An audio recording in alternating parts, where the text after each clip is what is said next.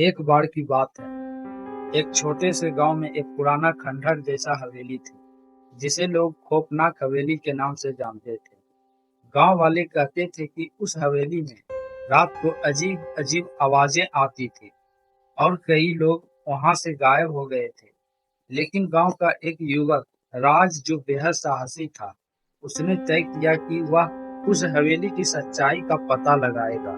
राज ने एक रात हवेली जाने का फैसला किया। चांद की रोशनी में हवेली और भी डरावनी लग रही थी। जैसे ही वह हवेली के दरवाजे के पास पहुंचा, उसने महसूस किया कि हवा में एक अजीब सी खामोशी थी। उसने दरवाजे को धकेला और वह धीरे धीरे खुल गया।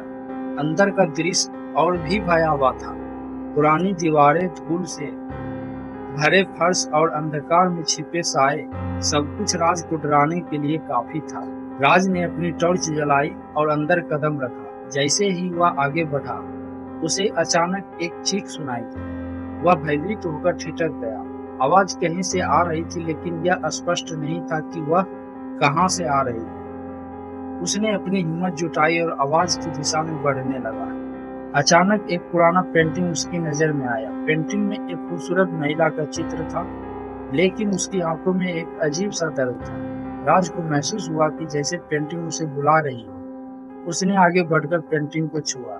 तभी वह पेंटिंग एकदम से हिल गई और उस महिला की आत्मा बाहर आई।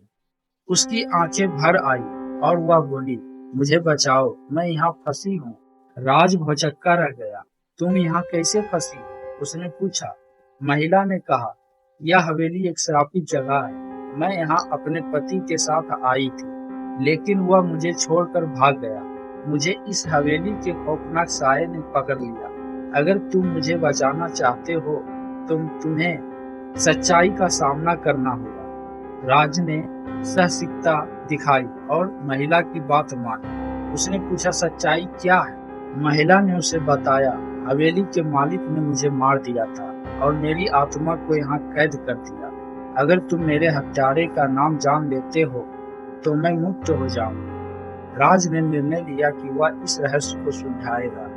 उसने हवेली के हर कोनों को खंगाला और आखिरकार उसे एक पुराना डायरी मिला। डायरी में हवेली के मालिक का नाम था मधुकर।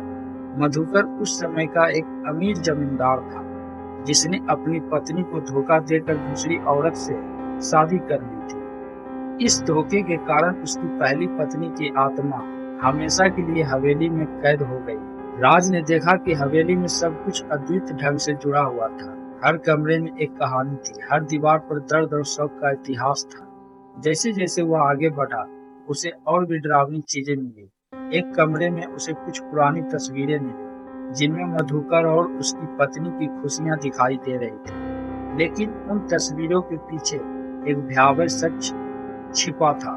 मधुकर ने अपनी पत्नी को मारने के बाद उसकी आत्मा को कैद कर लिया था, ताकि वह हमेशा उसकी यादों में बसी रहे। राज को गुस्सा आ गया। उसने निश्चय किया कि वह मधुकर की आत्मा को शांति दिलाएगा। उसने हवेली के आंगन में जाकर मधुकर की आत्मा को बुलाने का फैसला किया। वह जोर से चिल्लाया, मधुकर आओ, अपनी सच्चाई का सामना करो। कुछ ही क्षणों में हवेली में एक अंधेरा साया उभरा।